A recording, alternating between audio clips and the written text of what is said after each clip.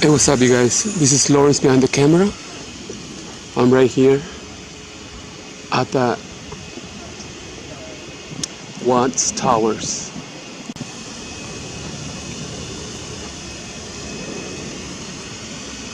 After this, I'm gonna do a First Amendment audit. Probably in the city of San Pedro or maybe Lakewood. I'm not sure. But let's see if I go inside. Can I go inside? Well, how do you go inside?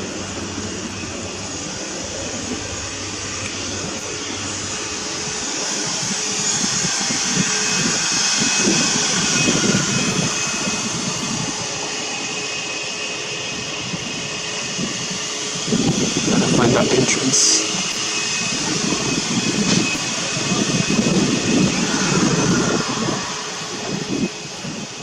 So these are the famous towers. It's pretty nice, beautiful. Just want to go inside though.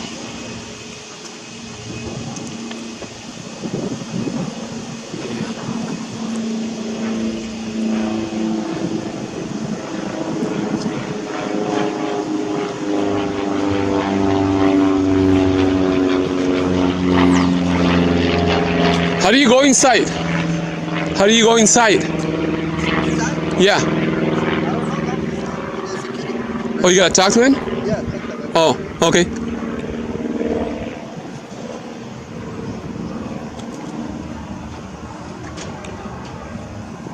Let me go ask the security guard.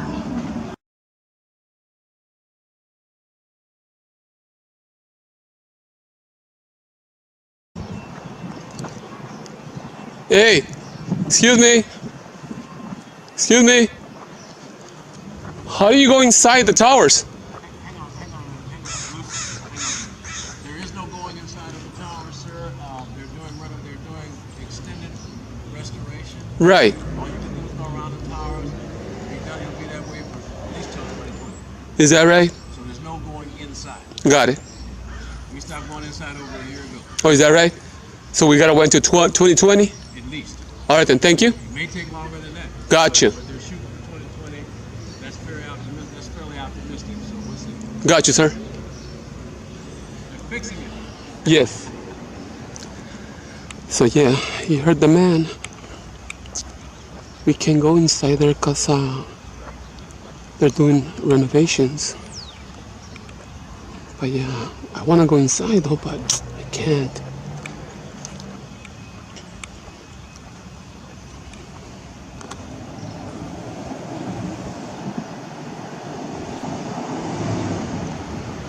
These are the Watts Towers. It's no fun, huh? If I can go in there?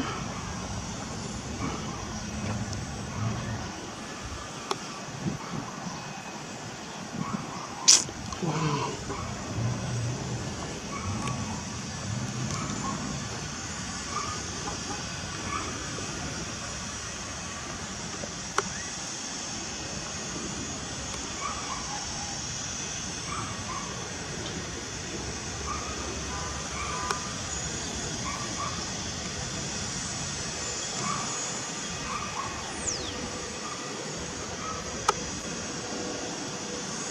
Oh, well then.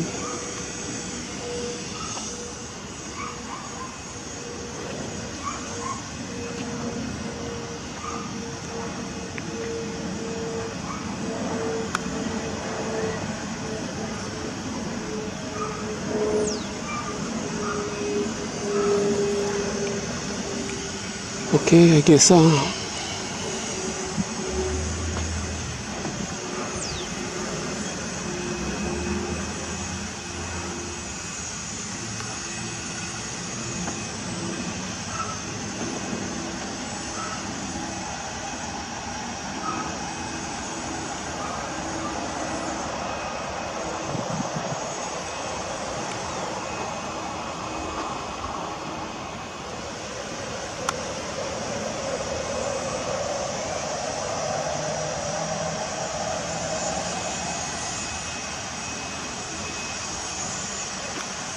Okay, you guys, so at least I tried. It's not gonna work.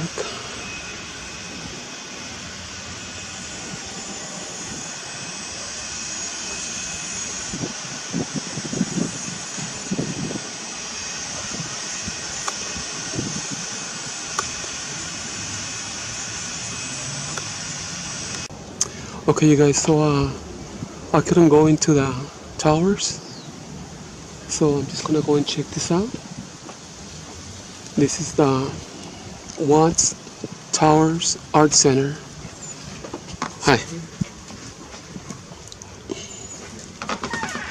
Hello. Hi, how are you? Hey. Welcome to Watts Towers Art Center. Hi. Just to let you know, there's no photography in this one. Oh, it's not? Okay. Then there's no need for me to be here. Because I wanted to take some photos and stuff. No photos. No photos? Okay. Thank you. Because this is private, right? No, this belongs to the city of Los Angeles. It's open to the public? Yes. But there's no photos, right? No photos. Well, do you guys know the policy of that? Of no photos on the... It's from the artist requesting. You can go online and look up his artwork. It's online. So, okay. Here you go. Let me give you a flyer of that artist here. Thank you. Okay. And where are you visiting from today? From LA, from East LA. Oh, okay. Yes. Okay, thank you. Thank you. Thank you. Very nice. I just didn't want to argue with that lady. But let's talk to this man. This man said that he's going to give me some information about the towers. I swear I just didn't want to argue with that lady about no pictures and stuff. I'm not sure if I can take pictures in there or not, so I'm just going to leave it alone. All right. Okay, talk to you later, darling. Love you. We're about to do a tour. Okay. These two gentlemen just came to find out about the towers. So they're the ones from the coffee house. Right. These two guys are here for a tour. Right. You can't stop and do a YouTube presentation, but you can film and I'll follow you. tour it. Okay. Gentlemen, we don't do the tour over there. We do the tour. Oh, we have missed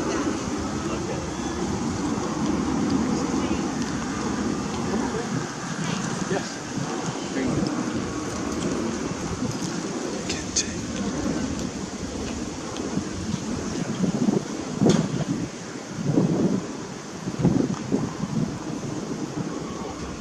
Okay, enjoy your tour. They don't allow me. Oh, no filming? Okay. They're strict, huh? Yeah. Wow. This is the largest single piece of artwork ever created by one man in the history of the world. The man who built it was born in Italy around 1875. His name was Salvador Rodia. He was born in a town called Serrano. Serrano is in southern Italy near Naples. And when he was between 12 and 15 years old, his parents sent him to the United States to have a better life. He came here to live with an older brother who lived in northeast Pennsylvania working in coal mines. And upon earning his citizenship, it took a while because he couldn't read or write English or Italian. But by the time he got through the process, he decided he wanted an American name to go with his American citizenship. He changed his name to Sam. And Sam worked with his brother time to time in the coal mine. His brother got killed in a mining accident. He decided to work his way across the country to Seattle, Washington. Was working in the agricultural business there when he met and married his first wife. In 1903, he told us he decided to leave. He wanted to work in construction. He told us there was a great deal of going on in California. So he migrated to Richmond, California, a suburb of San Francisco, where there was a great deal of construction. And proceeded to get involved in the construction business, got to do a lot of construction. Made a very good living. He and his wife produced 3 children. By the time his third child was born, Sam's drinking got totally out of hand. He wouldn't stop, and she wouldn't have it. It led to the breakup of the marriage and the divorce. He made his way to Southern California as a hobo to sell properties. He stopped drinking. He got a job at a place called the Malibu Tile and Pottery. There he learned to do tile-related construction, tile making, tile setting. It turned his whole life around. He started making a really good living. He married a woman named Maria, came here in 1921 1921. to a house that was only one of three in this entire development. None of those houses were there. There was one house on the corner. There was a house where the center is, in his house. None of those houses were over there.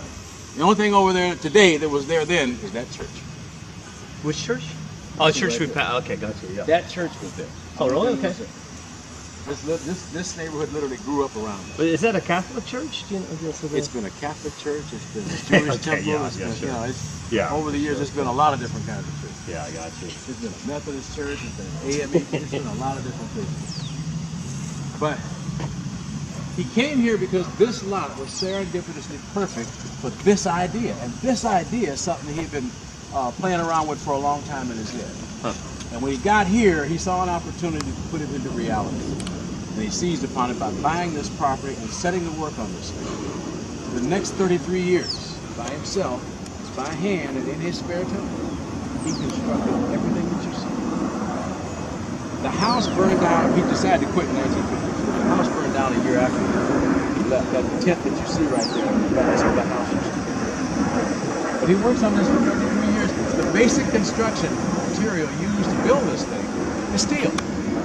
Steel rods, angle iron, small I-beams, rebar, pipes, whatever he could buy or get his hands on. He procured it and used a very simple method. He tied the joints together with wire. He wrapped wire mesh around the steel. Proceeded to put several layers of a concrete mixture that he came up with on top of that, and then decorated with everything that you see. Plates, cups, bowls, saucers, soft drink bottles, beer bottles, whiskey bottles, bleach bottles, Phillips milk and magnesia bottles, tile, seashells, rocks. Wow. And delicately and intricately decorated all these pieces that are reminiscent of things that he remembered seeing in the old country. The towers that he remembered seeing that are built every year for the Giglio Festival, which is the Catholic festival celebrating a local patron saint. The gazebo, and that tower there is over the top of the gazebo that's in there. He told us, reminiscent of the gazebo in the center of town of St. Emil, where he was from. He remembered the fountains, reminiscent of the fountains that he saw in Italy, and if you've ever seen pictures of been there, there's fountains every 50 feet. There are fountains all over the place, because the Romans used to running water. So he works on this thing until 1954, when he decides one day at 75 years old, I'm done.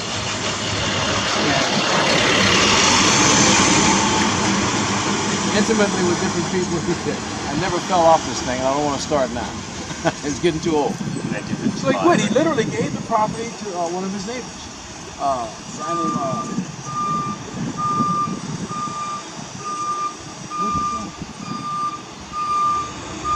oh, he thought he was going all the way through. He didn't read the sign. He said, no, no. He gave it to one of his neighbors, Luis Salceda. And Tony says, here, I'm not coming back. I'm leaving on retirement. And he moved north to Martinez, California. One of his sisters had followed him from the old country. And that's where she was with. In fact, he had moved there. He was living in Richmond. And he was living in Richmond, California. It was very close to where he came from. But he went to live there because his own family came. And I was retired and the owner family. So he left. Never came back. So he get lost. He didn't come back. Well, Salceda hung on to it until 1969.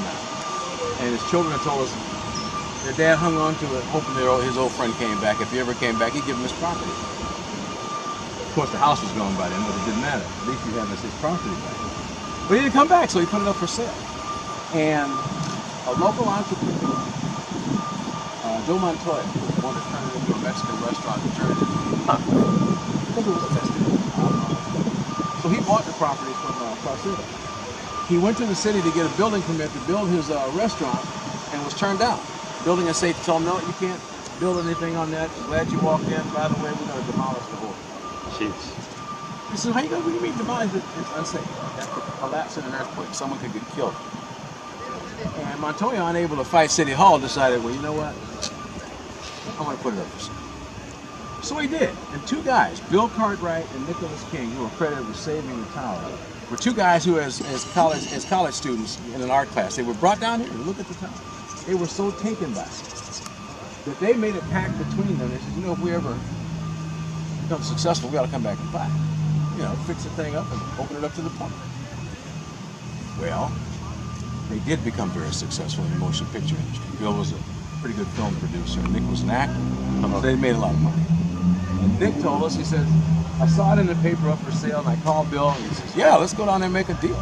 So he came down here for less than $100, got the whole thing lock, stock, and barrel. Montoya said nothing about the city wanting to tear it down. He didn't say anything. He just took the money and literally disappeared. So they set up this non-profit group called the Committee to Preserve the Towers of Simon Roquette Watts.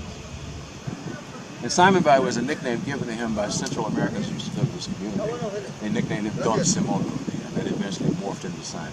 His name is Sam Roquette. So they put together this non-profit organization. They used it as a vehicle to apply to the state for landmarks. And then they went to the state to get a building permit. They wanted to put a fence around it so they could do the restoration, build a caretaker shack, all that. And the city, yeah, and the city told, hey, the guy that sold the property, didn't he tell you we're going to tear it down? They said no. He said, yeah, we're going to tear it down. You can't tear it down. It's ours. So they came back to the community and told people in the community to get active about this, and they did. They began protest marches. They went down to City Hall, 100 people. But this is already in the 60s, or? This is 1959. Oh, 59. Okay. This all happens in 1950. They marched into the city hall, into the city council chambers and shouted down the city council meeting. Wouldn't let the government proceed. So what happens is, Building and Safety tells me, they says, wait a minute. What if we can prove that it won't fall down to the river? They said, what do you mean? One of the members of the committee is a guy named Bud Goldstein. Bud's an engineer. And Bud had a unique relationship that the others didn't have. And the committee was made up of people who lived here, a couple of ex-cops, and city council. But Bud had come down here like the last 12 years that Sam was here. And he used to watch it. He was retired. He'd come down here and watch him build it. And Sam would, he'd ask him, how did you do this? Because he was a civil and aeronautical engineer, so he knew what was going on. And Sam showed him how he did everything and how he did 19-inch footings for the big pieces and he tied it together with the overhead flying buttress work to stabilize it. And he explained to him, he says, I watched this guy build this thing. And he had no education. And he did what would have taken all of my education. I know it won't fall down. If we can prove to you that it won't fall down, can we keep it? This is what would you do? He says, we'll subject every tower in there to a 10,000 pound load. We'll recreate the stresses and conditions that exist during earthquakes to make buildings fall down, based on the worst one that hit LA times 10. They said, how would you do that? He said, very simple. We'll take a crane, we'll put a cable on it, we'll pull it down. He says, now if we can pull it down, it'll probably fall down. But if we can't, then it won't. And he says, well, we can't do permission to do that. We got permission from the mayor. The mayor at the time is a guy named Ed Paulson. He's running for re-election. And the people in this community have begun to pepper the mayor's office with complaints about him wanting to come down. And he's trying to get re-elected. And when they come into his office, they say, we're going to see the mayor. So they go and see him. And the mayor says, I know all about the towers. He says, I know all about the tests. We got to do it. Let these people do it. They said, but Mr. Mayor said, screw that. We got to do this. I need those votes down. Those people need to know that if it's unsafe, we need to prove it to them. And then we'll do what we have to do. And if it's not, let them keep it. So Bud says, okay. When do you want to do it? Mayor says October 11th. So I said, fine. On that day in 1959, the committee went out and got this huge mobile crane, like a giant tow truck. And they parked it on the streetcar tracks that used to be over there. And they ran a cable up to that one right there midway up. And they proceeded to do the test. Well, they yanked on this thing and pulled on this thing. They got to about 5,000 pounds and snapped the cable. Dust settled. Bud walked out to the mayor. He says, we just happen to have a heavy-duty cable on hand here, and we need to redo the test. The mayor said, of course, do it.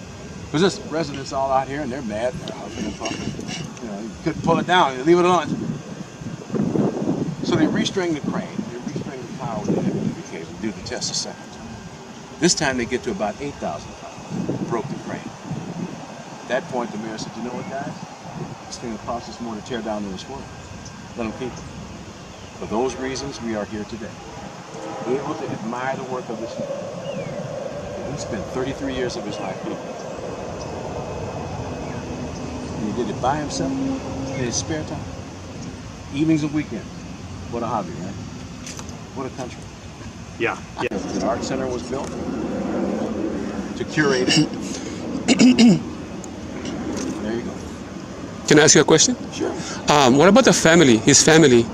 Are they still around here? We have no idea. No idea? His family never came down here. He never had children with the second wife. Right. She left him, in fact. He put more work into this than he did his marriage.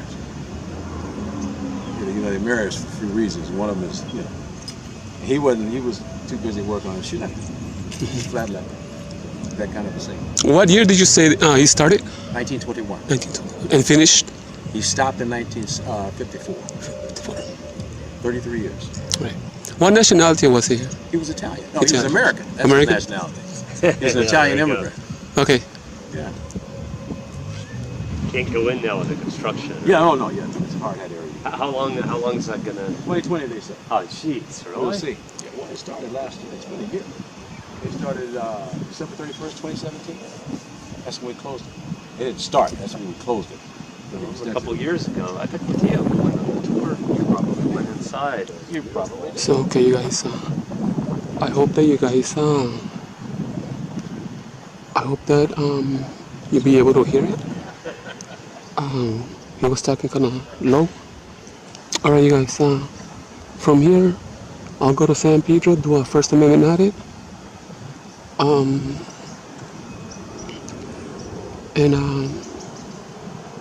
Maybe San Pedro or maybe Lakewood. All right, you guys. Talk to you guys later. Bye.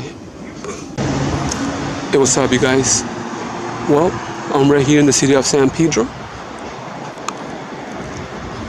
As you can see, there's a harbor area. I just came from city of Watts. I did a little vlog on the Watts Towers. So now I'm here in San Pedro. I'm about to do a audit on this building. City of Los Angeles San Pedro Municipal Building. Pretty sure it's open to the public. It's a big building.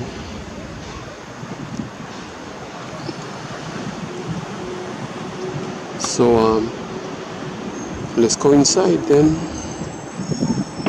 See if they don't violate my rights to record in public. Let's go in.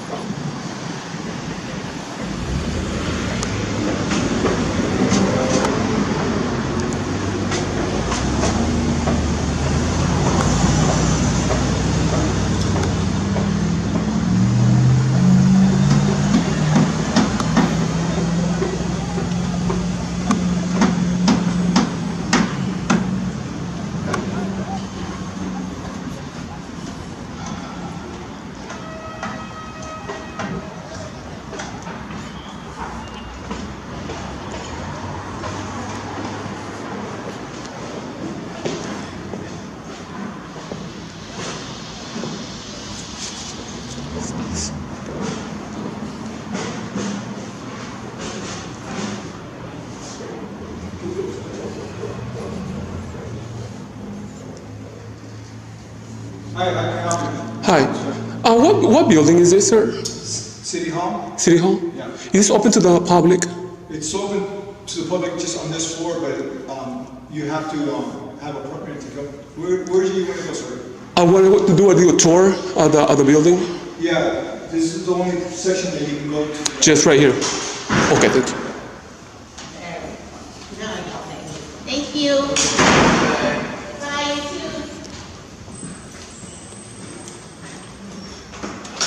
They say that I can go up there. So this is the only place. Wow, it's crazy.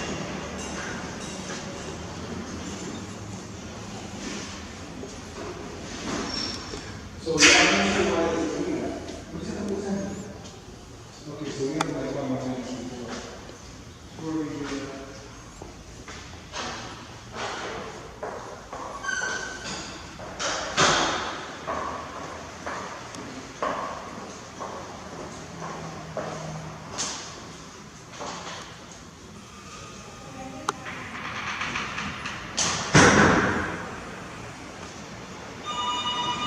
Yes.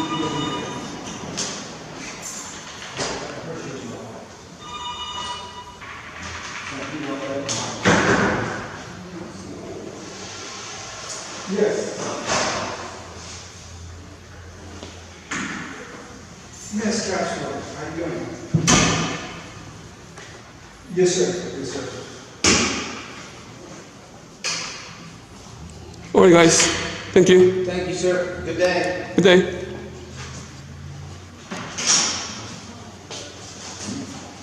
Good day, sir.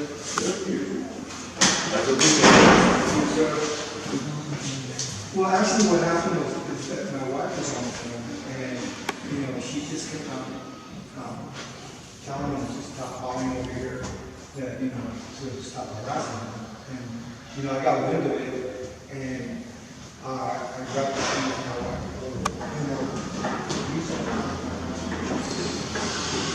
Well,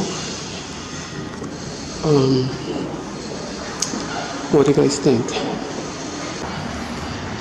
Okay, from here I'm going to the Carson City Hall. See what happens over there. So right here, I don't know if I should have put more pressure on it, but let me know how I did. Let me know how I did on the comment section. All right, let's go to Carson. Well, I just came from San Pedro City Hall. I'm right here in Carson. I'm looking for the City Hall, Carson City Hall, but there's the Carson Community Center, but I wonder where's the City Hall? Oh man, it's this person right here.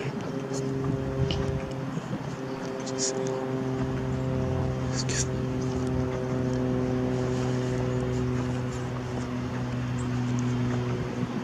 Excuse me, I'm looking for the City Hall. Oh yeah, well you can walk. Can I go through there? Yeah, you can walk down here. There's a bridge Okay. that goes over. Okay. It's right there. Alright, thanks. It's closed today though. Oh, it's closed today? Yeah, it's closed on Fridays. Really? You work there? I work for the landscape company. Okay, cool. But it's closed, huh? Yes. Alright then.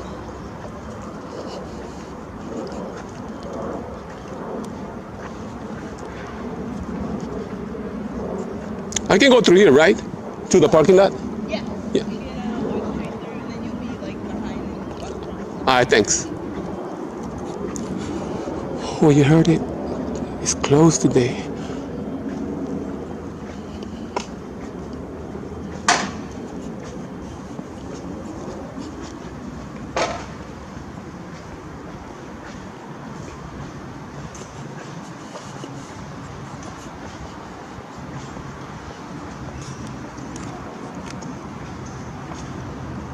Let me see what's in there. So we're in the Carson Community Center.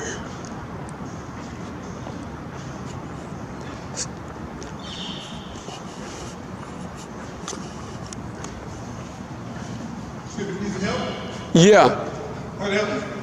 I'm looking for, I was asking her for the City Hall. City Hall closed on Fridays. It's closed? Okay. Every Friday only open Monday through Thursday from Okay. 7 a.m. to 6 p.m. Okay. Thank you. But it's not over here. No. It's, Yeah, she told me it's over there. yeah. All right. Thank you.